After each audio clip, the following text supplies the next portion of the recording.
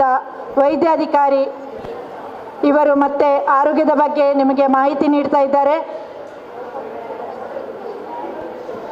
ಶಾಲಾ ಮುಖ್ಯೋಪಾಧ್ಯಾಯಿನಿಯವರಾದಂಥ ಶ್ರೀಮತಿ ಗುಲಾಬಿ ಮೇಡಮ್ ವೇದಿಕೆಯಲ್ಲಿ ಆಸೀನರಾಗಿದ್ದಾರೆ. ಹಾಗೂ ಕೇಸರಿ ಮಿತ್ರ ವೃಂದದ ಟ್ರಸ್ಟಿಯವರಾದಂಥ ನಾರಾಯಣ BN ಇವರು ಕೂಡ ವೇದಿಕೆಯಲ್ಲಿದ್ದಾರೆ. ಹಾಗೂ ಮಹಿಳಾ ಆರೋಗ್ಯ ಸಹಾಯಕಿ ಸೋಮೇಶ್ವರ ಶ್ರೀಮತಿ ರಾಜೇಶ್ವರಿ ಇವರು ವೇದಿಕೆಯಲ್ಲಿ ಆಸೀನರಾಗಿದ್ದಾರೆ.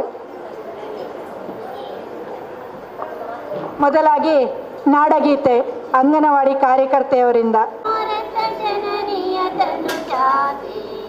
ಜಯ ಹೇ ಕರ್ನಾಟಕ ಮಾತೆ, ಜಯ ಸುಂದರ ನದಿವನಗಳ ನಾಡೆ, ಜಯ ಹೇ ರಸ ಋಷಿಗಳ ಬೀಡೆ, ಜಯ ಭಾರತ ಜನನಿಯ ತನುಜಾತೆ, ಜಯ ಹೇ ಕರ್ನಾಟಕ ಮಾತೆ. ಭೂದೇವಿಯ ಮಕುಟದ ನವಮಣಿಯೇ, ಗಂಧದ ಚಂದದ ಹೊನ್ನಿನ ಗಣಿಯೇ, ರಾಘವ ಮಧುಸೂದನರವತರಿಸಿದ ಭಾರತ ಜನನಿಯ ತನುಜಾತೆ, ಜೈ ಭಾರತ ಜನನಿಯ ತನುಜಾತೆ, ಜಯ ಹೇ ಕರ್ನಾಟಕ ಮಾತೆ. ಜನನಿಯ ಜೋಗುಳ ವೇದದ ಕೋಶ, ಜನನಿಗೆ ಜೀವವು ನಿನ್ನಾವೇಶ, ಹಸುರಿನ ಗಿರಿಗಳ ಸಾಲೆ, ನಿನ್ನಯ ಕೊರಳಿನ ಮಾಲೆ, ಕಪಿಲ ಪತಂಜಲ ಗೌತಮ ಜಿನನುತ ಭಾರತ ಜನನಿಯ ತನುಜಾತೆ, ಜಯ ಹೇ ಕರ್ನಾಟಕ ಮಾತೆ. ಶಂಕರ ರಮನುಜ ವಿದ್ಯಾರಣ್ಯ, ಬಸವೇಶ್ವರ ಮಧ್ವರ ದಿವ್ಯಾರಣ್ಯ, ರನ್ನ ಷಡಕ್ಷರಿ ಪೊನ್ನ, ಪಂಪಲ ಕುಮಿಪತಿ ಜನ್ನ, ಕುಮಾರ ವ್ಯಾಸರ ಮಂಗಳಧಾಮ, ಕವಿ ಕೋಗಿಲೆಗಳ ಪುಣ್ಯಾರಾಮ, ನಾನಕ ರಾಮಾನಂದ ಕಬೀರರ ಭಾರತ ಜನನಿಯ ತನುಜಾತೆ, ಜಯ ಹೇ ಕರ್ನಾಟಕ ಮಾತೆ. ತೈಲ ಪೌರಿಸಳರಾಡಿದ ನಾಡೆ, ಡಂಗಣ ಜಗಣರ ನೆಚ್ಚಿನ ಬೀಡೆ, ಕೃಷ್ಣ ಶರಾವತಿ ತುಂಗ, ಕಾವೇರಿಯವರ ರಂಗ, ಚೈತನ್ಯ ಪರಮಹಂಸ ವಿವೇಕರ ಭಾರತ ಜನನಿಯ ತನುಜಾತೆ, ಜೈ ಭಾರತ ಜನನಿಯ ತನುಜಾತೆ, ಜಯ ಹೇ ಕರ್ನಾಟಕ ಮಾತೆ. ಸರ್ವ ಜನಾಂಗದ ಶಾಂತಿಯ ತೋಟ, ರಸಿಕರ ಕಂಗಳ ಸೆಳೆಯುವ ನೋಟ, ಹಿಂದೂ ಕ್ರೈಸ್ತ ಮುಸಲ್ಮಾನ, ಪಾರಸಿಕ ಜೈನರೋ ಜ್ಞಾನ, ಜನಕನ ಹೋಲುವ ದೊರೆಗಳ ಧಾಮ, ಗಾಯಕ ವೈದಿಕರ ರಾಮ, ಕನ್ನಡ ನುಡಿ ಕುಣಿದಾಡುವ ದೇಹ, ಕನ್ನಡ ತಾಯಿಯ ಮಕ್ಕಳ ದೇಹ, ಭಾರತ ಜನನಿಯ ತನುಜಾತೆ, ಜಯ ಹೇ ಕರ್ನಾಟಕ ಮಾತೆ, ಜಯ ಹೇ ಕರ್ನಾಟಕ ಮಾತೆ. ಈಗ ಸ್ವಾಗತಿಸುವವರು ಅಂಗನವಾಡಿ ಕಾರ್ಯಕರ್ತೆಯವರಾದ ಶ್ರೀಮತಿ ಕುಸುಮ. ನಮ್ಮ ಮುಖ್ಯಾಧಿಕಾರಿಯವರಾದ ಶ್ರೀಮಾನ್ ಮತ್ತಾಡಿಯವರು ಆಗಮಿಸಿದ್ದಾರೆ. ಅವರಿಗೆ ನಮ್ಮ ಇಲಾಖೆಯ ಪರವಾಗಿ ಹಾಗೂ ಆರೋಗ್ಯ ಇಲಾಖೆಯ ಪರವಾಗಿ ಹಾಗೂ ನಿಮ್ಮೆಲ್ಲರ ಪರವಾಗಿ ಅವರನ್ನು ಹೃತ್ಪೂರ್ವಕವಾಗಿ ಸ್ವಾಗತಿಸುತ್ತೇವೆ.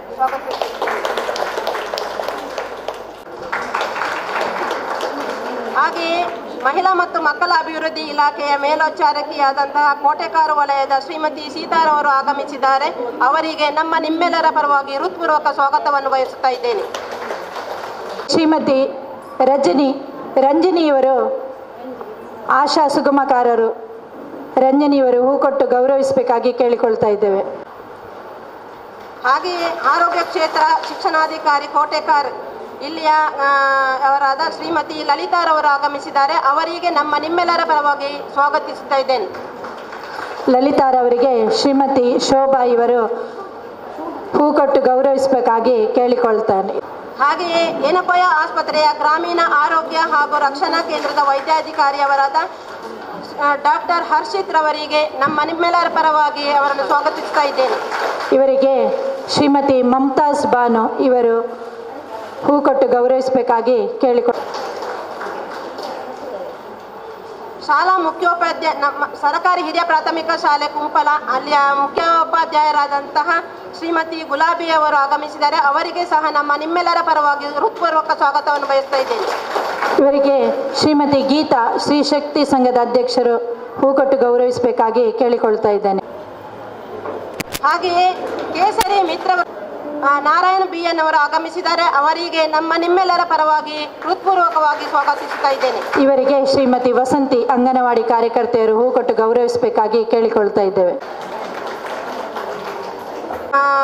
ಆರೋಗ್ಯ ಇಲಾಖೆಯ ಆರೋಗ್ಯ ಸಹಾಯಕಿಯವರಾದ ಶ್ರೀಮತಿ ರಾಜೇಶ್ ಅವರು ಆಗಮಿಸಿದ್ದಾರೆ. ಅವರಿಗೆ ಸಹ ನಿಮ್ಮೆಲ್ಲರ ಪರವಾಗಿ ಹೃತ್ಪೂರ್ವಕ ಸ್ವಾಗತವನ್ನು ವಹಿಸ್ತಾ ಇದ್ದೇನೆ.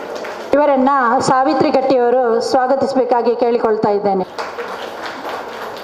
ಹಾಗೆಯೇ ನಮ್ಮ ಈ ಕಾರ್ಯಕ್ರಮಕ್ಕೆ ಸೋಮೇಶ್ವರ ಪುರಸಭೆಯ ಮಾಜಿ ಅಧ್ಯಕ್ಷರು, ಬಾಲವಿಕಾಸ ಸಮಿತಿಯ ಪದಾಧಿಕಾರಿಗಳು, ಶ್ರೀಶಕ್ತಿ ಸಂಘದ ಅಧ್ಯಕ್ಷರು, ಸದಸ್ಯರು, ಆಶಾ ಕಾರ್ಯಕರ್ತೆಯರು, ಅಂಗನವಾಡಿ ಕಾರ್ಯಕರ್ತೆಯರು, ಮಕ್ಕಳ ತಾಯಂದಿರು ಆಗಮಿಸಿದ್ದಾರೆ. ಅವರಿಗೆಲ್ಲರಿಗೂ ನಿಮ್ಮೆಲ್ಲರ ಪರವಾಗಿ ಹೃತ್ಪೂರ್ವಕ ಸ್ವಾಗತವನ್ನು ಬಯಸುತ್ತಾ ಇದ್ದೇನೆ.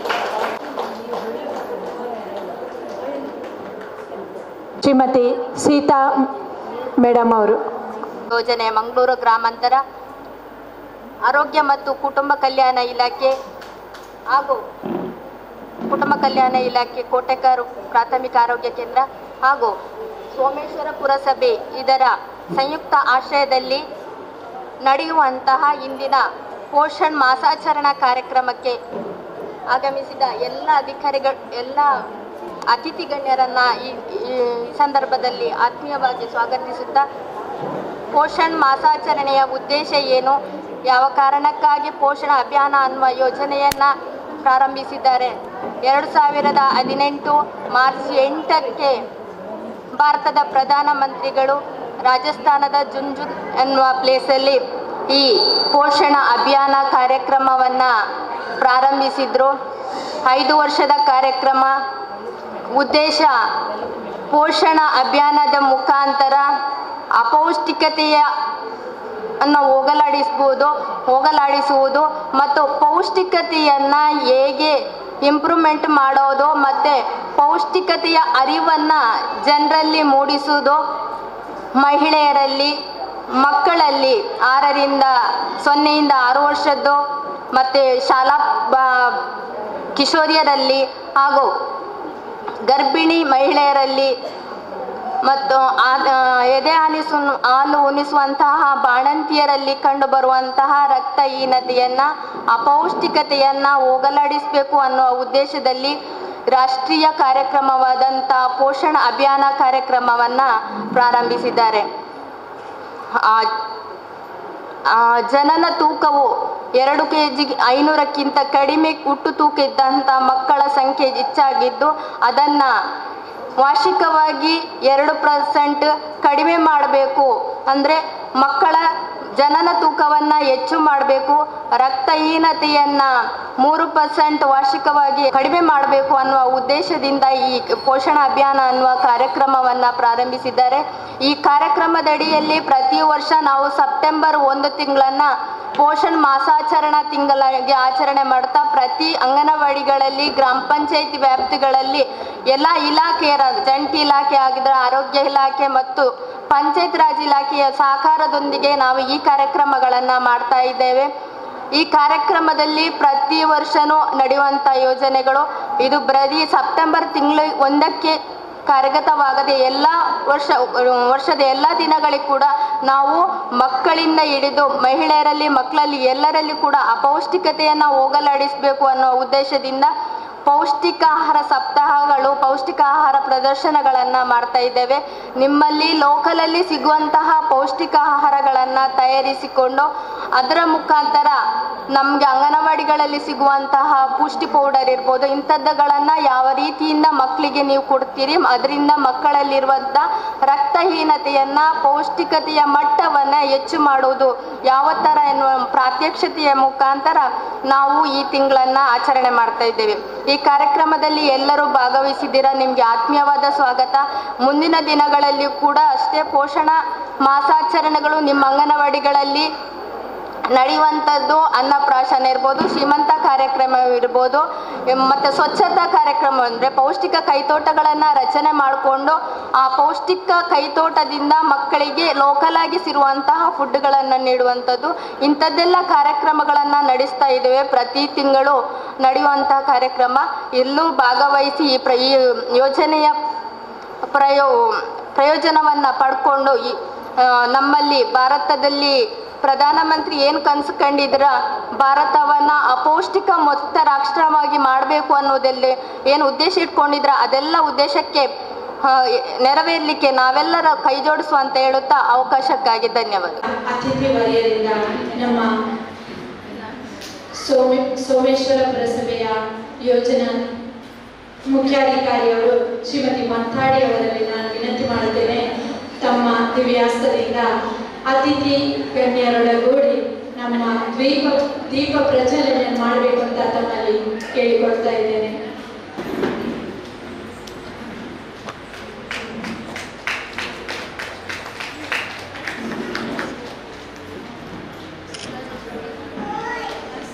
असतो मा सद्गमय तमसो मा ज्योतिर्गमय मृत्योर्मा अमृतं गमय. ॐ शान्ति शान्ति शान्ति.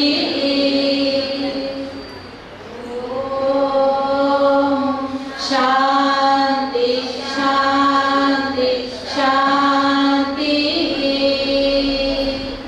ओम शांति शांति शांति. ನಾವು ನಮ್ಮ ದೇಹವನ್ನು ನೋಡ್ಕೊಬೇಕು, ನಮ್ಮ ಆರೋಗ್ಯವನ್ನು ಚೆನ್ನಾಗಿ ಇಟ್ಕೊಬೇಕು. ಅದಕ್ಕೋಸ್ಕರ ನಾವು ಏನು ಮಾಡಬೇಕಂದ್ರೆ ಒಂದೊಳ್ಳೆ ಊಟ ಮಾಡಬೇಕು. ಆ ಒಳ್ಳೆ ಊಟ ಬಗ್ಗೆ ಮಾತಾಡೋಕೆ ಬಂದಿರೋದು ಇವತ್ತಿನ ದಿನ. ನೀವೆಲ್ಲ ಅಂಗನವಾಡಿಗಳೆಲ್ಲ ಎಲ್ರಿಗೂ ಹೇಳ್ತೀರ ಒಳ್ಳೆ ಊಟ ಮಾಡಿ ಅಂತ. ಏನಕ್ಕೆ ಅನ್ನೋದು ಒಂದು ಮುಖ್ಯವಾದ ಪಾಯಿಂಟ್. ಏನಕ್ಕೆ ಅಂದರೆ ಮುಂಚೆ ಈಗ ಮೊದಲು ಇದ್ರ ಬಗ್ಗೆ ಅಷ್ಟು ಗೊತ್ತಿರಲಿಲ್ಲ, ಜನಕ್ಕೆ ಜ್ಞಾನ ಇರಲಿಲ್ಲ. ಆವಾಗ ಜನ ತುಂಬ ಸರಿ ಆರೋಗ್ಯವಾಗಿ ಇರೋ ಊಟ ಮಾಡದೆ ಕೆಲವ್ರಿಗೆ ರೋಗಗಳು ಬರುತ್ತೆ. ಇವಾಗ ಸಕ್ಕರೆ ಕಾಯಿಲೆಗಳು, BP, ಶುಗರು ಹಾಗೆಲ್ಲ ಬರ್ತಿರುತ್ತೆ. ಆಗ ಜನಕ್ಕೆ ಗೊತ್ತಿರಲಿಲ್ಲ ಯಾಕೆ ಈ ಥರ ಆಗ್ತಿತ್ತು ಅಂತ. ಈಗ ಎಲ್ಲ ವಿಜ್ಞಾನ ಎಲ್ಲ ಬಂದು ಈಗ ಗೊತ್ತಾಗಿದೆ. ಇದರಿಂದ ಕೆಟ್ಟ ಪದಾರ್ಥಗಳಿಂದ, ಸರಿಯಾದ ಊಟ ಮಾಡದಿರೋದ್ರಿಂದ, ಅವ್ರದ್ದು ಲೈಫ್ ಸ್ಟೈಲು ಸರಿ ಇಲ್ಲದೆ ಇರೋದ್ರಿಂದ ಇವೆಲ್ಲ ಆಗುತ್ತೆ ಅಂತ. ನಾವು ನಮ್ಮ ಆರೋಗ್ಯವನ್ನು ಸರಿ ಇಟ್ಕೊಳ್ಳೋಕ್ಕೆ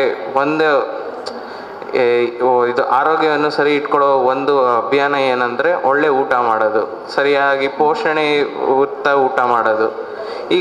ಈಗ ಚಿಕ್ಕ ಮಕ್ಕಳಿಂದ ಹಿಡಿದು ದೊಡ್ಡವರೆಗೂ ಬೇರೆ ಬೇರೆ ಥರ ಇದು ಊಟದ ನೆಸೆಸಿಟಿ ಇರುತ್ತೆ. ಸೊ ಈಗ ಚಿಕ್ಕ ಮಕ್ಕಳು ಅಂದರೆ 6 ತಿಂಗಳು ಒಳಗಡೆ ಈಗ ಹುಟ್ಟಿರೋ ಮಕ್ಕಳಿಗೆ, 6 ತಿಂಗಳ ಒಳಗಡೆ ಇರೋ ಮಕ್ಕಳಿಗೆ ಎದೆ ಹಾಲುಗಿಂತ ಬೆಸ್ಟ್ ಯಾವುದೂ ಇಲ್ಲ. ಎದೆ ಹಾಲು ಕೊಟ್ಟರೆ ಶ್ರೇಷ್ಠ, ಅದು ಬಿಟ್ಟು ಬೇರೆ ಏನೂ ಕೊಡಂಗಿಲ್ಲ.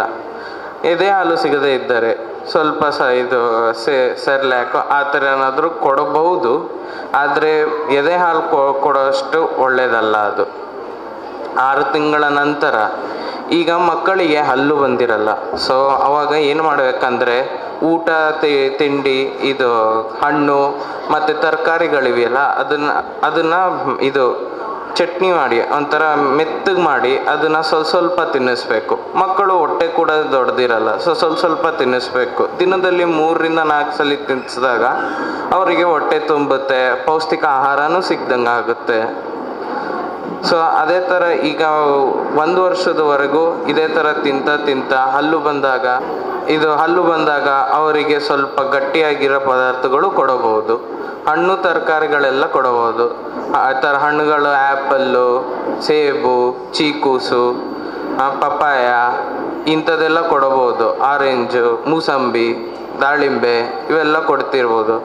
ತರಕಾರಿಗಳು ಸೊಪ್ಪು ಎಲ್ಲ, ಕ್ಯಾರೆಟ್ಟು, ಟೊಮ್ಯಾಟೊ, ಆಲೂಗಡ್ಡೆ, ಬ್ರಿಂಜಾಲು ಇವೆಲ್ಲ ತಿನ್ನಿಸ್ಬೋದು, ಏನು ತೊಂದರೆ ಇಲ್ಲ. ಈಗ ಎಲ್ಲ ದೊಡ್ಡವರಾದರು. ಈಗ ಗರ್ಭಿಣಿ ಬಗ್ಗೆ ಮಾತಾಡೋಣ. ಗರ್ಭಿಣಿ ಹೆಣ್ಮಕ್ಳು ಅವ್ರ ಮಕ್ಳಿನ ಬೆಳವಣಿಗೆ ಚೆನ್ನಾಗಾಗಬೇಕು ಅಂತ ಪೌಷ್ಟಿಕ ಆಹಾರ ತಿನ್ನೋದು ತುಂಬ ಮುಖ್ಯ. ಈಗ ನಾವು ಅವರಿಗೆ ಎಂಥ ಪೌಷ್ಟಿಕ ಆಹಾರ ಹೇಳೋದಂದರೆ ಜಾಸ್ತಿ ಐರನ್ ತುಂಬಿರೋದು, ಕಬ್ಬಿಣ ಅಂಶ ಜಾಸ್ತಿ ಇರೋದು, ಮತ್ತು ಕ್ಯಾಲ್ಶಿಯಂ ಜಾಸ್ತಿ ಇರೋದು, ಫೋಲಿಕ್ ಆ್ಯಸಿಡ್ ಜಾಸ್ತಿ ಇರೋವಂಥ ಊಟಗಳನ್ನು ಮಾಡೋದಕ್ಕೆ ನೋಡಬೇಕು. ಅಂಥ ಊಟಗಳು ಯಾವುದು ಅಂದರೆ ಈಗ ಇದು ಚೆನ್ನಾಗಿ ಇದು ಸೊಪ್ಪುಗಳು, ಎಲ್ಲ ಥರ ಸೊಪ್ಪುಗಳಲ್ಲಿ ಇವೆಲ್ಲ ಇರುತ್ತೆ. ಕಬ್ಬಿಣ ಅಂಶ, ಕ್ಯಾಲ್ಶಿಯಮ್ಮು, ಫೋಲಿಕ್ ಆ್ಯಸಿಡ್ ಇವೆಲ್ಲ ಇರುತ್ತೆ. ಅದು ಇಲ್ಲ ಅಂದರೆ ಒಂದೊಂದು ಟೈಮ್ ಮೊಟ್ಟೆ, ಮತ್ತು ಇಲ್ಲಿ ನಾನ್ ವೆಜಿಟೇರಿಯನ್ಸ್ ಯಾರಾದರೂ ಇದ್ದರೆ ಅವರಿಗೆ ಈಲಿ ತಿನ್ಬೋದು, ಇದು ಕುರಿದು ಈಲಿ ತಿನ್ಬೋದು, ಅಥವಾ ಇದು ಕೋಳಿದು ಈಲಿ ತಿನ್ಬೋದು. ಸೊ ನಿಮಗೆ ನಿಮ್ಮ ಮನೆಯಲ್ಲಿ ಸಿಗುವಂಥ ಡೇ ಟು ಡೇ ದಿನಾಂತದ ವಸ್ತುಗಳನ್ನು ನೀವು ಉಪಯೋಗಿಸಿ ಬಳಸಿ ತಿನ್ನಬಹುದು, ಅವೆಲ್ಲ ಒಳ್ಳೆಯದು. ಆದರೆ ಏನನ್ನು ನಾವು ಬೇಡ ಅಂತ ಹೇಳೋದು ಅಂದರೆ, ಅಥವಾ ಕಮ್ಮಿ ಮಾಡಿ ಅಂತ ಹೇಳೋದು ಅಂದರೆ, ಕುರ್ಕುಲ್ ತಿಂಡಿಗಳು, ಈಗ ಪ್ಯಾಕೆಟ್ನಲ್ಲಿ ಬರೋ ಅಂಥದ್ದು ಇವೆಲ್ಲ ಕಮ್ಮಿ ಮಾಡಬೇಕು. ಅಥವಾ ಇದು ಚರ್ಬಿ ಇರೋ ಮಾಂಸಗಳು ಇವೆಲ್ಲ ಕಮ್ಮಿ ಮಾಡಬೇಕು. ಇದರಿಂದ ಬರೀ ಕೊಬ್ಬು ತುಂಬುತ್ತೆ ದೇಹದಲ್ಲಿ. ಆವಾಗ ಅದರಿಂದ ಒಳ್ಳೇದೇನಾಗಲ್ಲ. ಅದರಿಂದ ಹಾರ್ಟ್ ಅಟ್ಯಾಕು, ಸ್ಟ್ರೋಕ್ ಬರೋ ಅಂಥ ಚಾನ್ಸಸ್ ಎಲ್ಲ ಜಾಸ್ತಿ ಆಗುತ್ತೆ. ಈಗ ತಾಯಂದರಿಗೆ ಕಬ್ಬಿಣ ಮತ್ತು ಫೋಲಿಕ್ ಆ್ಯಸಿಡ್ ಇವೆಲ್ಲ ಕೊಡಬೇಕು. ಇಲ್ಲ ಅಂದರೆ ಅವರಿಗೆ ಅಬಾರ್ಷನ್ನು ಅಥವಾ ಮಗು ಹುಟ್ಟಿದಲ್ಲೇ ಸಾಯೋ ಅಂಥದ್ದು, ಅಥವಾ ಮಗುವಿನ ತೂಕ ಕಮ್ಮಿ ಇರೋ ಅಂಥದ್ದು ಆಗಬಹುದು. ಮತ್ತು ಈಗ ಮಕ್ಕಳಿಗೆ, ಈಗ 1 ವರ್ಷದ ಮೇಲೆ ಮಕ್ಕಳಿಗೆ, ಅವರೆಲ್ಲ ಈ ಓಡಾಡೋ ಮಕ್ಕಳಿಗೆ, ಇವರಿಗೆಲ್ಲ ಎಂಥದ್ದಂದರೆ ತುಂಬ ಖರ್ಚು ಮಾಡ್ತಾರೆ, ತುಂಬ ಓಡಾಡ್ತಾರೆ ಇಲ್ಲಿ ಅಲ್ಲಿ, ತುಂಬ ಬೇಗ ಅವ್ರಿಗೆ ಸೊ ಅವರಿಗೆ ಚೆನ್ನಾಗಿ ಅನ್ನ ಮತ್ತು ರಾಗಿ ಇಂಥದ್ದೆಲ್ಲ ತಿನ್ನಿಸ್ಬೇಕು. ಅದ್ರ ಜೊತೆ ವೈಟಮಿನ್ಸು, ಮಿನರಲ್ಸು ಅವೆಲ್ಲ ಚೆನ್ನಾಗಿ ಕೊಡಬೇಕು. ಈಗ ಎಂಥದ್ದು ಅಂದರೆ ಮಕ್ಕಳಿಗೆ ಮಕ್ಕಳು ಮತ್ತು ತಾಯಂದಿರು ಎಲ್ಲರೂ ಅವ್ರ ಊಟನ ಸರಿಯಾಗಿ ತಯಾರಿಸ್ಬೇಕು. ಯಾಕಂದರೆ ಕೆಲವು ಸಲ ಸರಿಯಾಗಿ ತಯಾರಿಸದೇ ಇರಬೇಕಾದ್ರೆ ಏನಾಗುತ್ತೆ ಅಂದರೆ ಊಟದಿಂದ ನಮಗೆ ಬೇದಿ ಆಗೋದು, ಹೊಟ್ಟೆ ಕೆಡೋದು ಅವೆಲ್ಲ ಆಗುತ್ತೆ. ಸೊ ಅದರಿಂದ ನಾವು ಸ್ವಲ್ಪ ಹುಷಾರಾಗಿ ಊಟನ ತಯಾರಿಸ್ಬೇಕು. ಈಗ ಆರೋಗ್ಯ ಕ್ಷೇತ್ರ ಶಿಕ್ಷಣಾಧಿಕಾರಿಯವರಾದಂಥ ಶ್ರೀಮತಿ ಲಲಿತಾ ಇವರು ಕಿಶೋರಿಯರಿಗೆ ಮಾಹಿತಿ ನೀಡಬೇಕಾಗಿ ಕೇಳಿಕೊಳ್ತಾ ಇದ್ದೇನೆ. ಇರಬೇಕಿತ್ತಪ್ಪ, ಈ ವಯಸ್ಸು ಯಾಕೆ ಬಂತು ಅಂತ ಆಗ್ತದೆ ಅಲ್ವಾ. ಅಂದರೆ ಬಾಲ್ಯದ ವಯಸ್ಸು, ಅಂದರೆ ಬಾಲ್ಯದಿಂದ ಯವನ ವಯಸ್ಕರ ಹಂತಕ್ಕೆ ಬರುವ ಮೊದಲು ಪ್ರೌಢಾವಸ್ಥೆ ಬರ್ತದೆ. ಇದು ಬಹಳ ನಮ್ಮ ಜೀವನದಲ್ಲಿ ಒಂದು ವಸಂತ ಕಾಲ ಇದ್ದ ಹಾಗೆ. ಯಾವ ಕಾಲ ಇಷ್ಟಪಡ್ತಾರೆ ಎಲ್ಲರೂ? ವಸಂತ ಕಾಲವನ್ನೇ ಇಷ್ಟಪಡ್ತಾರೆ. ಆದರೆ ಹಿಂದೆ ಎಲ್ಲ ಏನಿತ್ತಂದರೆ ಬೇಸಿಗೆಗಾಲ, ಚಳಿಗಾಲ, ಮಳೆಗಾಲ ಅಂತ 3 ಕಾಲಗಳಿತ್ತು. ಆದರೆ ಈಗ ಏನಾಗಿದೆ, ಒಂದೇ ದಿನದಲ್ಲಿ 3 ಕಾಲ ಬರ್ತಾ ಇದೆ ಅಲ್ವಾ. ಬೆಳಗ್ಗೆ ಚಳಿ ಇರ್ತದೆ, ಮಧ್ಯಾಹ್ನ ಆಗತ್ತಿಗೆ ಸೆಕೆ ಇರ್ತದೆ, ರಾತ್ರಿ ಸಂಜೆ ಆಗತ್ತಿಗೆ ಮಳೆ ಬರ್ತದೆ. ಒಂದು ದಿನದಲ್ಲಿ ನಾವು 3 ಕಾಲಗಳನ್ನು ನೋಡ್ತಾ ಇದ್ದೇವೆ. ಅದೇ ರೀತಿಯಲ್ಲಿ ಈ ಹದಿಹರೆಯದಲ್ಲಿ ಅವರಲ್ಲಿ ಹಿಂದೆ ನಮಗೆ ಆ ರೀತಿಯಲ್ಲಿ ಇರಲಿಲ್ಲ. ಈಗ ತುಂಬ ಚೇಂಜಸ್ ಆಗಿದೆ. ನೀವು ನೋಡಿರ್ಬೋದು, ಮೊಬೈಲ್ ಬಳಕೆ ಮಾಡುವಂಥದ್ದು. ಮತ್ತು ಈ ಹದಿಹರೆಯದಲ್ಲಿ ಡ್ಯಾರ್ ಆ್ಯಂಡ್ ಡ್ಯಾಶ್ ಪ್ರವೃತ್ತಿ ಇರ್ತದೆ. ನಮ್ಮ ಮನೆಯಲ್ಲಿ ಹದಿಹರೆಯದ ಮಕ್ಕಳಿದ್ರೆ ನಿಮ್ಮ ಮಾತನ್ನು ಎಷ್ಟು ಮಕ್ಕಳು ಕೇಳ್ತಾರೆ? ಈಗ ಮಾತು ಗೊತ್ತಿಜ್ಜಮ್ಮ ಮನೆ ಪಂದೆ ಕುಲ್ಲೆ ಅಂತ ಹೇಳ್ತಾರೆ ಅಲ್ವಾ. ಅಂದರೆ ಹದಿಹರೆಯದ ವಯಸ್ಸಿನಲ್ಲಿ ಹಾರ್ಮೋನ್ಸ್ಗಳು ಬೆಳವಣಿಗೆ ಆಗೋದ್ರಿಂದ ಈ ರೀತಿಯಲ್ಲಿ ಅವರಿಗೆ ಅಂದರೆ ತುಂಬ ಧೈರ್ಯ ವರ್ತನೆ ಇರ್ತದೆ. ಈ ಹಿಂದೆ ಏನು ಹೇಳ್ತಿದ್ದ ಅಂತ ಹೇಳಿದ್ರೆ ನಾವು ಇಂದಿನ ಮಕ್ಕಳೇ ಮುಂದಿನ ಪ್ರಜೆಗಳು ಅಂತ. ಈಗ ಅದು ಸರಿಯಾ? ಈಗೇನು ಬಂದಿದೆ? ಇಂದಿನ ಮಕ್ಕಳೇ ಇಂದಿನ ಪ್ರಜೆಗಳು. ಅಂದರೆ ಒಂದು 5-6 ವರ್ಷ ಆಗತ್ತಿಗೆ ಅವರು ಪ್ರಜೆ ಆಗಿ ಆಯ್ತಲ್ವಾ. ಮುಂದಿನ ಪ್ರಜೆಗಳಲ್ಲ, ಇಂದಿನ ಪ್ರಜೆಗಳು. ಅವರ ಆರೋಗ್ಯವನ್ನು ನಾವು ಕಾಪಾಡಿಕೊಳ್ಳೋದು ಬಹಳ ಮುಖ್ಯ. ಯಾಕೆಂದರೆ ಮುಂದೆ ಆರೋಗ್ಯವಂತ ಸಮಾಜ ನಿರ್ಮಾಣ ಮಾಡಬೇಕಾದ್ರೆ ಅದರಲ್ಲಿ ಈ ಹದಿಹರೆಯದ ವಯಸ್ಸಿನಲ್ಲಿರುವಂಥ ಆರೋಗ್ಯ ಬಹಳ ಮುಖ್ಯ. ಈಗ ಮಕ್ಕಳು ಯಾವ ರೀತಿಯ ಆಹಾರವನ್ನು ಸೇವಿಸ್ತಾ ಇದ್ದಾರೆ? ಹರಿ ವರಿ ಕರಿ ಅಲ್ವಾ. ಅರ್ಜೆಂಟಲ್ಲಿ ಆಹಾರ ಸೇವನೆ. ಸ್ಕೂಲಿಗೆ ಹೋಗಬೇಕಾದ್ರೆ ಕೆಲವು ಮಕ್ಕಳು ಏನು ತಿನ್ನದೆ ಹಾಗೆ ಹೋಗಿರ್ತಾರೆ ಅಲ್ವಾ. ಅಮಸರ, ಎಲ್ಲರಿಗೂ ಅಮಸರ, ದೊಡ್ಡವರಿಗೂ ಅರ್ಜೆಂಟ್, ಮಕ್ಕಳಿಗೂ ಅರ್ಜೆಂಟ್. ಇನ್ನು ವರಿ, ಚಿಂತೆ ಮಾಡುವಂಥದ್ದು. ನಾವು ಆಹಾರ ಸೇವನೆ ಮಾಡ್ತೀವಿ, ಸಂತೋಷವಾಗಿ ಆಹಾರ ಸೇವನೆ ಮಾಡಬೇಕು. ಆದರೆ ನಮ್ಮಲ್ಲಿ ಏನಾಗ್ತದೆ, ಮನಸ್ಸಲ್ಲಿ ಯಾವುದೋ ಒಂದು ಚಿಂತೆ ಇಟ್ಕೊಂಡು ಆಹಾರ ಸೇವನೆ ಮಾಡ್ತೇವೆ. ಮಕ್ಕಳು ಹಾಗೆ, ಮಕ್ಕಳಿಗೀಗ ಬಹಳಷ್ಟು ಒತ್ತಡ ಇದೆ. ಪೇರೆಂಟ್ಸ್ ಏನು ಹೇಳ್ತಾರೆ ಅಂತ ಹೇಳಿದ್ರೆ, ಅವರಿಗೆ 100ಗೆ 100 ತೆಗೆದ್ರೂ ಸಾಲದು ಅಲ್ವಾ.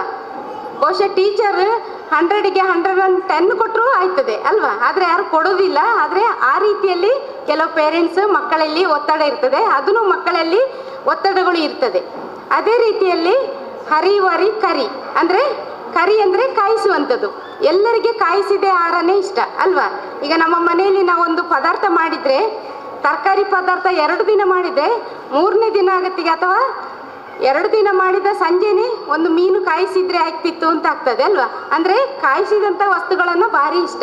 ಆದರೆ ಮಕ್ಕಳಿಗೆ ಅದು ಇನ್ನೂ ಇಷ್ಟ. ಯಾಕೆಂದರೆ ಎಲ್ಲ ಮಕ್ಕಳು ಫಾಸ್ಟ್ ಫುಡ್ಡನ್ನು ಹೆಚ್ಚಾಗಿ ತಿಂತಾ ಇದ್ದಾರೆ. ಇದರಿಂದ ಏನಾಗ್ತದೆ ಅಂತ ಹೇಳಿದ್ರೆ, ನಾವು ಆರೋಗ್ಯ ಇಲಾಖೆಯಲ್ಲಿ ಇರೋದ್ರಿಂದ ಹೆಚ್ಚಾಗಿ ಈಗ TB ಕಾಯಿಲೆ ನಿಮ್ಗೆಲ್ಲರಿಗೂ ಗೊತ್ತಿದೆ. ಯಾರಿಗೆ ರೋಗ ನಿರೋಧಕ ಶಕ್ತಿ ಕಡಿಮೆ ಇದೆ ಅವರಿಗೆ ಬರುವಂಥದ್ದು. ಈಗ ಮಕ್ಕಳಲ್ಲಿ TB ಕಾಯಿಲೆ ಬರ್ತಾ ಇದೆ.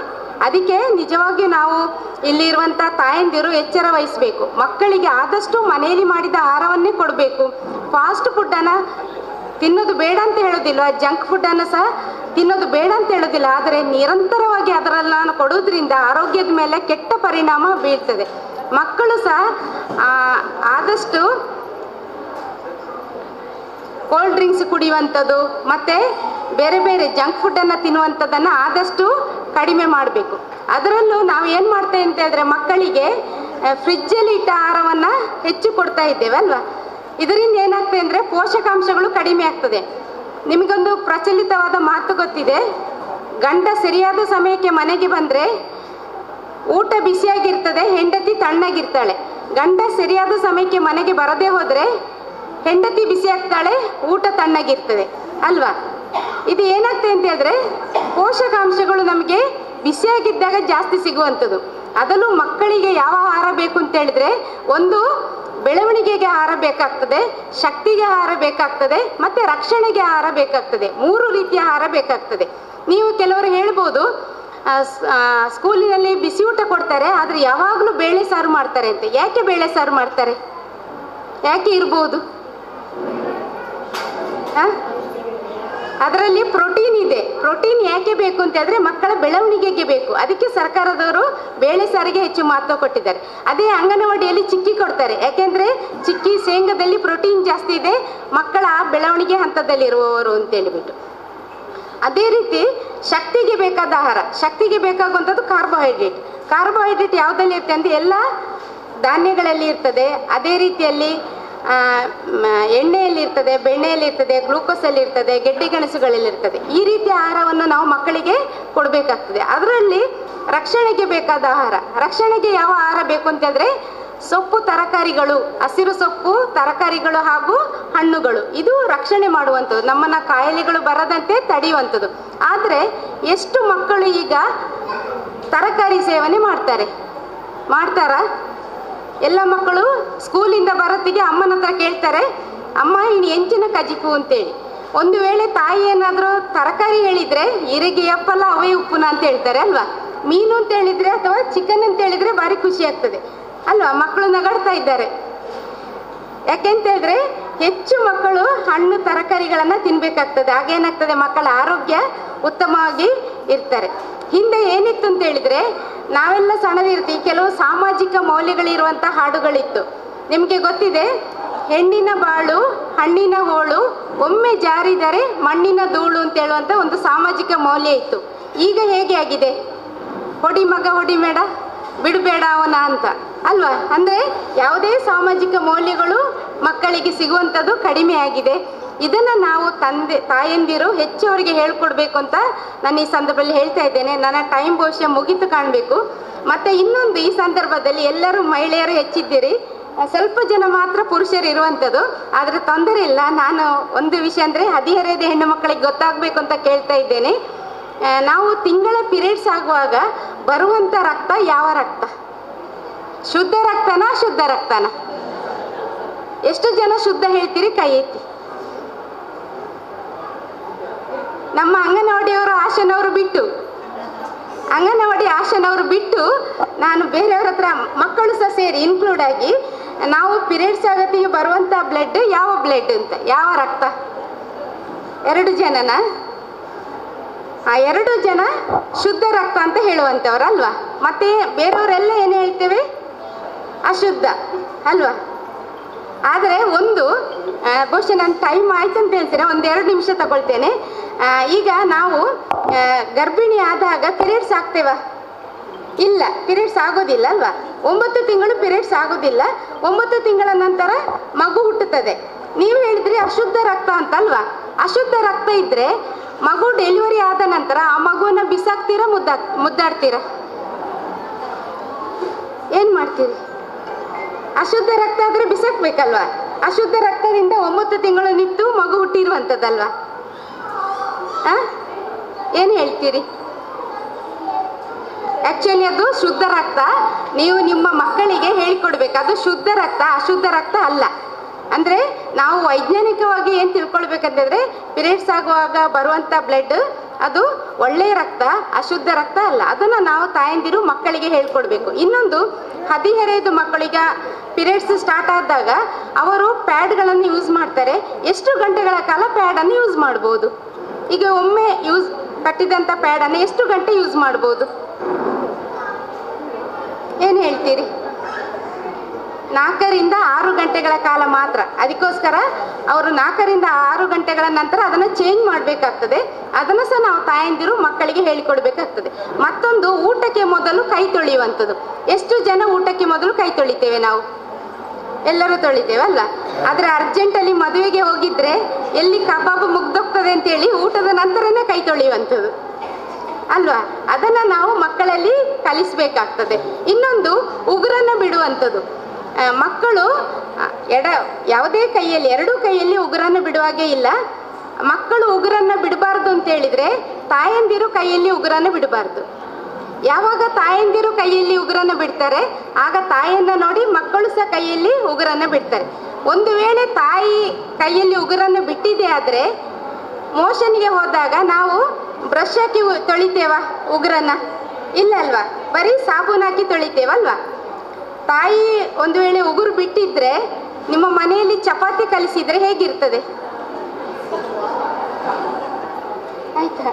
ಅದಕ್ಕೋಸ್ಕರ ನಾವು ತಾಯಂದಿರು ಏನು ಮಾಡಬೇಕು, ನಾವು ಕೈಯಲ್ಲಿ ಉಗುರನ್ನು ಬಿಡಬಾರ್ದು, ನಮ್ಮ ಮಕ್ಕಳು ಕೈಯಲ್ಲಿ ಉಗುರನ್ನು ಬಿಡಬಾರ್ದು ಅಂತ ಹೇಳ್ತಾ ತಮಗೆಲ್ಲರಿಗೆ ವಂದಿಸಿ ನನ್ನ ಮಾತನ್ನು ಮುಗಿಸ್ತೇನೆ.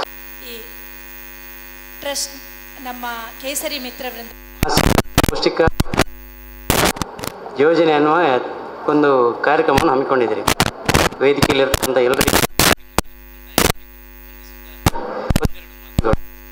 ಉಪಯುಕ್ತವಾದ ಮಾಹಿತಿಯನ್ನು ನೀಡಿದರು. ಬಹುಶಃ ಯಾರೆಲ್ಲ ನಾವು ಸ್ವೀಕಾರ ಮಾಡ್ತೀವಿ ಅಂತ ಹೇಳಿದರೆ ಇವತ್ತು ಸಂಜೆ ಮನೆಗೆ ಹೋದ ನಂತರ ಗೊತ್ತಾಗ್ತದೆ ಅಲ್ವಾ? ಯಾಕಂತ ಹೇಳಿದರೆ ಇಲ್ಲಿಂದ ಹೋಗುವಾಗಲೇ ನಾವು ಒಂದಷ್ಟು ಮಂದಿ 4 packet Yippee, 2 packet noodles, 4 Lay's ಖಂಡಿತ ಇಟ್ಕೊಂಡು ಹೋಗ್ತಾರೆ. ಬಾಲ್ಯ ಬುಲಿಪುಣು ಅಮ್ಮ ಬಣ್ಣಗ ದಾಲ ಕನೈಜರ ಅಂತೇಳಿ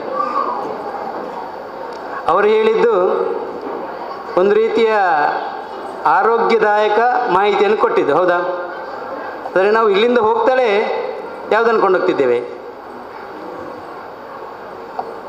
ಅಲ್ವಾ?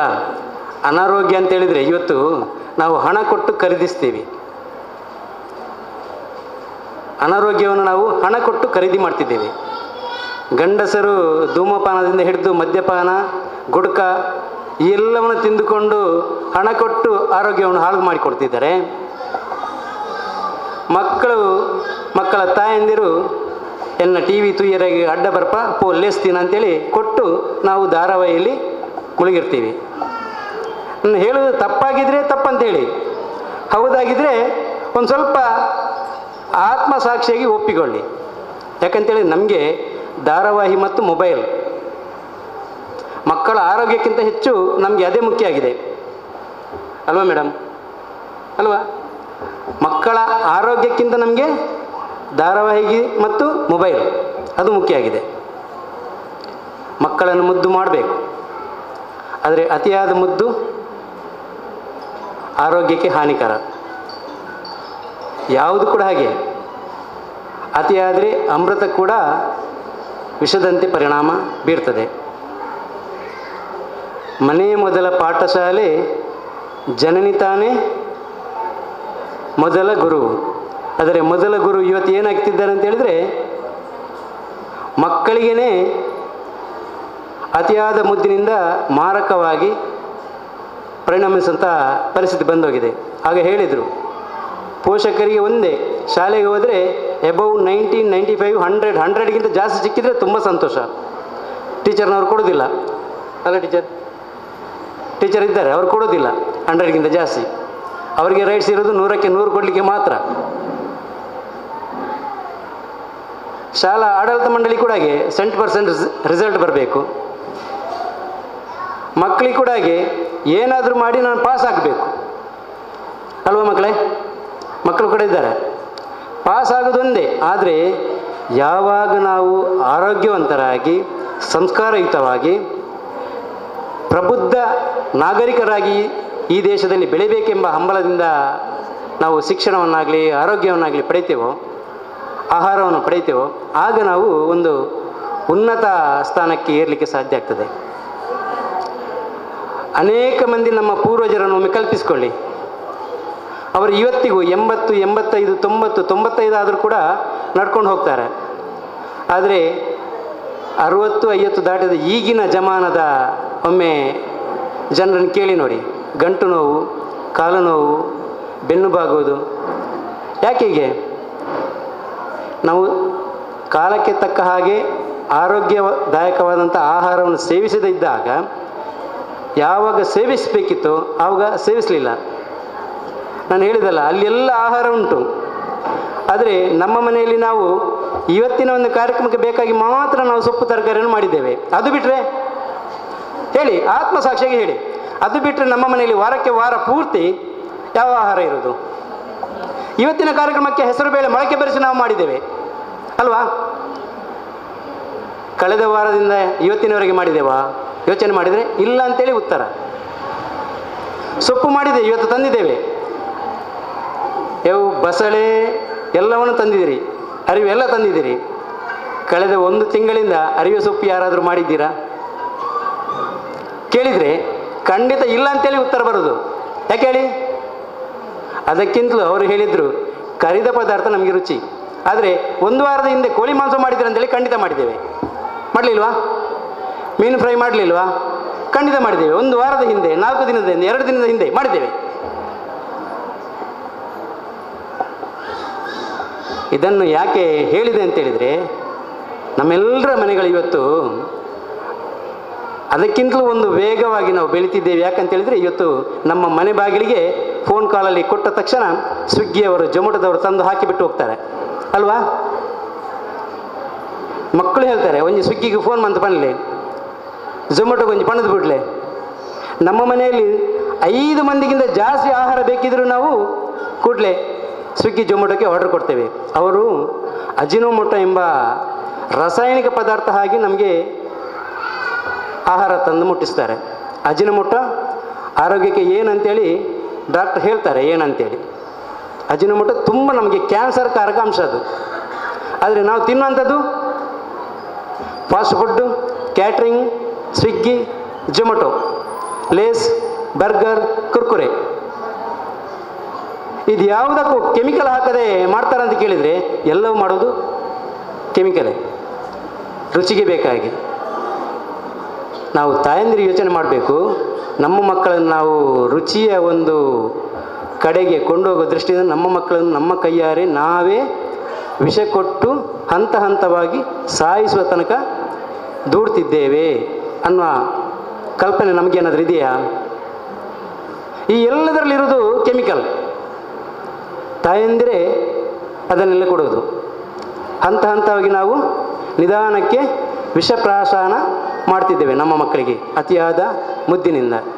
ಅದಕ್ಕಾಗಿ ನಾನು ಹೇಳೋದಿಷ್ಟೇ, ಕೆಲವರಿಗೆ ಕಹಿ ಅನ್ನಿಸ್ಬೋದು.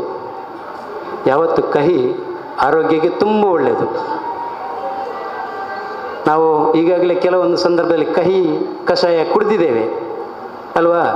ಮಾತು ಕಹಿಯಾದರೂ ಕೂಡ ಅದು ಯೋಚನೆ ಮಾಡಿದಾಗ ನಿಮಗೆ ಈಗಲ್ಲದಿದ್ದರೂ ಮಕ್ಕಳಿಗೆ ಮುಂದಿನ ದಿನದಲ್ಲಿ ಗೊತ್ತಾಗ್ತದೆ. ಒಂದೆಲಗದ ಚಟ್ನಿ ತುಂಬ ಒಳ್ಳೆಯದು, ಸೊಪ್ಪು ತರಕಾರಿ ಒಳ್ಳೆಯದು. ಒಂದೆಲಗ ಅಂದರೆ ಏನು ಮಗು? ಬ್ರಾಹ್ಮಿ ಎಲೆ ಅಂತಾರೆ, ಒಂದೆಲಗ ಅಂತಾರೆ. ಏನದು? ತಿಮರೆ ಹೆಸರು ಕೇಳಿದ್ದೀರಾ ತುಳುವಿನಲ್ಲಿ? ಹಾಂ, ತಿಮರೆ ತುಂಬ ಒಳ್ಳೆಯದು. ನೀವು ಪುಟ್ಟ ಮಗುವಾಗಿರುವಾಗ ಆ ತಿಮರೆ ಎನ್ನುವ ಎಲೆಯ ಕಾಂಡವನ್ನು ಅರೆದು ನಿಮ್ಮ ನಾಲಿಗೆ ತಾಗಿಸ್ತಾರೆ. ಯಾಕೆ? ಉಚ್ಚಾರ ಸರಿ ಬರಲಿ ಅಂತೇಳಿ. ಆದರೆ ಅದರ ಚಟ್ನಿ ತಿಂದರೆ ಮೆದುಳಿಗೆ ಜ್ಞಾಪಕ ಶಕ್ತಿ ಜಾಸ್ತಿ ಬರ್ತದೆ. ನಾವು ಅದನ್ನು ತಿನ್ನುವುದಿಲ್ಲ, ಅದು ಬಾಯಿಗೆ ರುಚಿಸುವುದಿಲ್ಲ, ನಾಲಿಗೆ ರುಚಿಸುವುದಿಲ್ಲ. ನಮಗೆ ಅವರು ಹೇಳಿದಾಗೆ ಕರಿದ ಹುರಿದ ಪದಾರ್ಥ ಒಂದು ಪೀಸ್ ನಲ್ಲ ಪಾಡ್ಲೆ ಅಂತೇಳಿ ಕಬಾಬು. ಚಟ್ನಿಯ ಆಗ ಮುಖ ತಿರುಗಿಸ್ತೇವೆ. ಆ ರೀತಿ ಆಗಬಾರ್ದು. ನಮ್ಮ ಆರೋಗ್ಯ ನಮ್ಮ ಕೈಯಲ್ಲಿದೆ ಅಂತ ಹೇಳ್ತಾ ನನ್ನ ಮಾತಿಗೆ ವಿರಾಮ ನೀಡ್ತೇನೆ. ಅದೇ ರೀತಿ ನಾನು ಬೇರೆ ಕಾರ್ಯಕ್ರಮದಿಂದ ತುರ್ತು ಫೋನ್ ಬಂದ ಕಾರಣ ಓಡಿ ಬಂದೆ. ಇನ್ನೊಂದು ಕಡೆಗೆ ನಾನು ಹೋಗಲಿಕ್ಕಿದೆ. ದಯವಿಟ್ಟು ನನ್ನನ್ನು ಇಲ್ಲಿಂದ ಬೀಳ್ಕೊಡ್ಬೇಕಾಗಿ ನಿಮ್ಮೆಲ್ಲರಲ್ಲಿ ವಿನಂತಿಸ್ತಾ ಅತಿಥಿಗಳಿಗೆ ವಂದಿಸ್ತಾ ನನ್ನ ಮಾತನ್ನು ಮುಗಿಸ್ತೇನೆ. ಧನ್ಯವಾದಗಳು. ತಮ್ಮ ಮಾತುಗಳಿಗೆ ಧನ್ಯವಾದಗಳು. ಇಂದಿನ ಈ ಕಾರ್ಯಕ್ರಮದಲ್ಲಿ ಅನೇಕ ಪೌಷ್ಟಿಕ ಮಾಡಿಕೊಂಡಿದ್ದಾರೆ.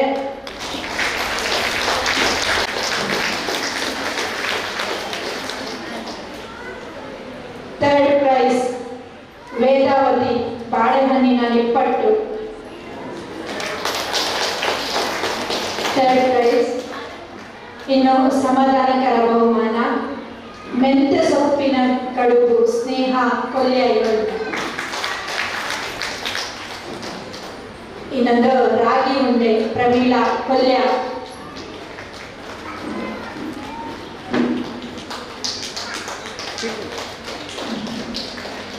ಮುಂದಿನ ಹಾಗೂ ಕೊನೆಯ ಬಹುಮಾನ ಆಶಲತಾ ಕುಂಬಲ ಹಲಸಿನ ಬೀಜದ ಜ್ಯೂಸ್. ಬಹುಮಾನ ಪಡೆದಂತ ಪರಿಶ್ರಮ ಪಟ್ಟ ಎಲ್ಲ ನನ್ನ ಸಹೋದರಿಯರಿಗೂ ಧನ್ಯವಾದ.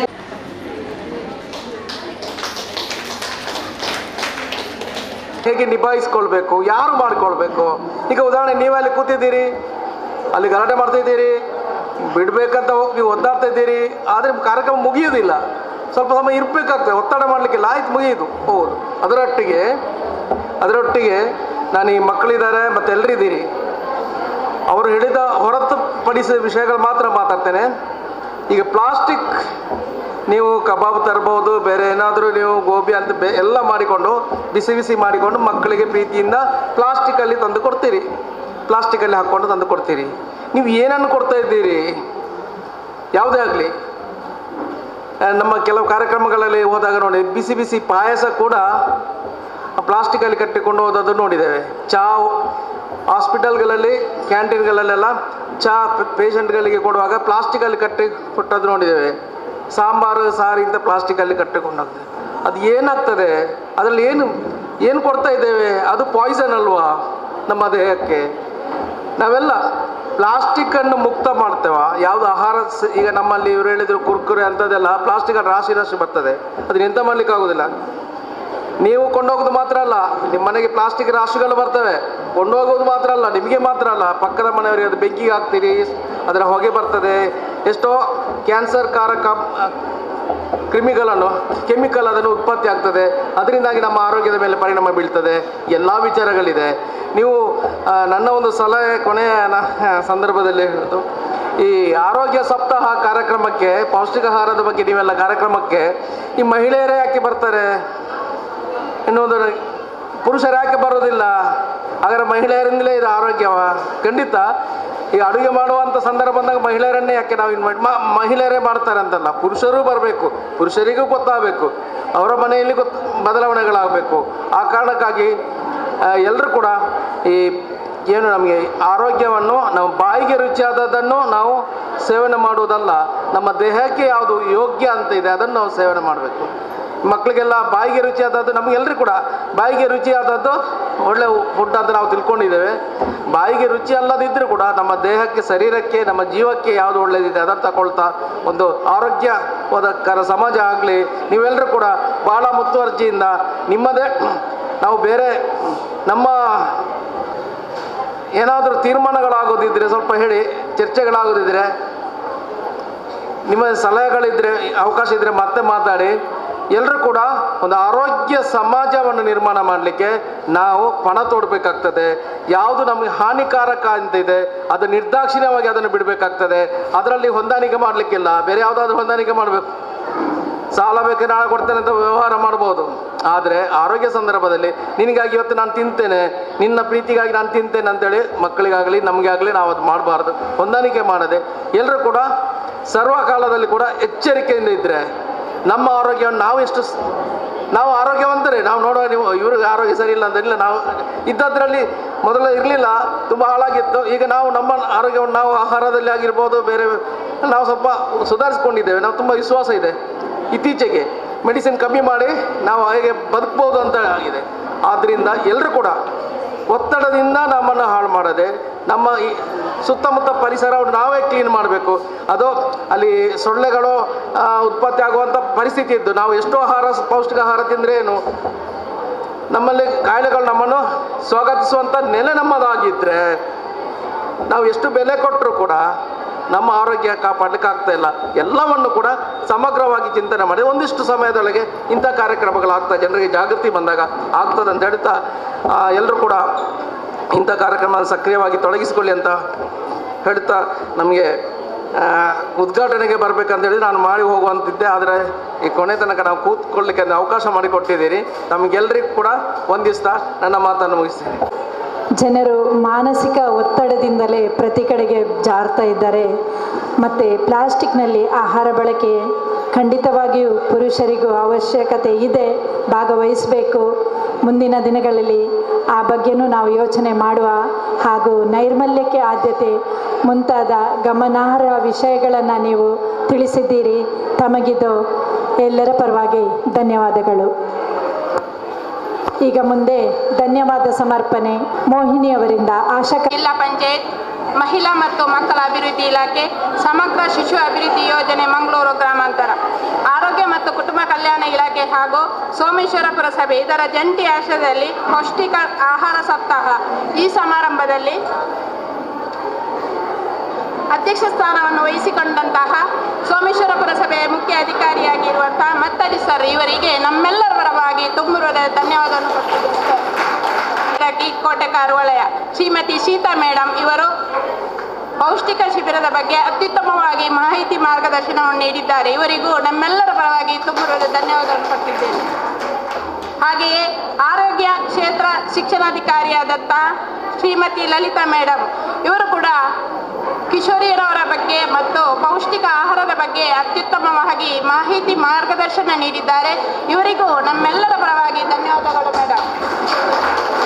ಹಾಗೆಯೇ ಹೆಡೆಬರ ಆಸ್ಪತ್ರೆಯ ಗ್ರಾಮೀಣ ಆರೋಗ್ಯ ಹಾಗೂ ರಕ್ಷಣಾ ಕೇಂದ್ರದ ವೈದ್ಯಾಧಿಕಾರಿ ಹರ್ಷಿತ್ ಸರ್ ಇವರು ಕೂಡ ಪೌಷ್ಟಿಕ ಆಹಾರದ ಬಗ್ಗೆ ಅತ್ಯುತ್ತಮವಾಗಿ ಮಾಹಿತಿ ನೀಡಿದ್ದಾರೆ. ಇವರಿಗೂ ಧನ್ಯವಾದಗಳು ಸರ್. ಹಾಗೆಯೇ ಶಾಲಾ ಮುಖ್ಯೋಪಾಧ್ಯಾಯನಿ ಶ್ರೀಮತಿ ಗುಲಾಬಿ ಮೇಡಮ್ ಕೂಡ ಅತ್ಯುತ್ತಮವಾಗಿ ಮಾಹಿತಿ ನೀಡಿದ್ದಾರೆ. ಇವರಿಗೂ ಕೂಡ ಧನ್ಯವಾದಗಳು ಮೇಡಮ್. ಹಾಗೆಯೇ ಕೇಸರಿ ಮಿತ್ರ ವೃಂದದ ಟ್ರಸ್ಟಿಯವರಾದ ಶ್ರೀಮಾನ್ ನಾರಾಯಣ್ BN ಸರ್ ಇವರು ನಿರ್ಗಮನ ಹೊಂದಿದ್ದಾರೆ. ಇವರಿಗೂ ಕೂಡ ಅತ್ಯುತ್ತಮವಾಗಿ ಮಾಹಿತಿ ಮಾರ್ಗದರ್ಶನ ಕೂಡ ನೀಡಿದ್ದಾರೆ. ಇವರಿಗೂ ಕೂಡ ಧನ್ಯವಾದಗಳು ಸರ್. ಹಾಗೆಯೇ ಕಿರಿಯ ಮಹಿಳಾ ಆರೋಗ್ಯ ಸಹಾಯಕಿಯಾದ ಶ್ರೀಮತಿ ರಾಜೇಶ್ವರ್ ಕೂಡ ನಮ್ಮ ಈ ಕಾರ್ಯಕ್ರಮದಲ್ಲಿ ಉಪಸ್ಥಿತರಿದ್ದಾರೆ. ಇವರಿಗೂ ಕೂಡ ಧನ್ಯವಾದಗಳು ಮೇಡಮ್. ಹಾಗೆಯೇ ಆರೋಗ್ಯ ಸಮುದಾಯ ಅಧಿಕಾರಿಯರಾದ ಸುಜಾತ ಮೇಡಮ್ ಕೂಡ ನಮ್ಮ ಕಾರ್ಯಕ್ರಮದಲ್ಲಿ ಉಪಸ್ಥಿತರಿದ್ದಾರೆ. ಇವರಿಗೂ ಕೂಡ ಧನ್ಯವಾದಗಳು ಮೇಡಮ್.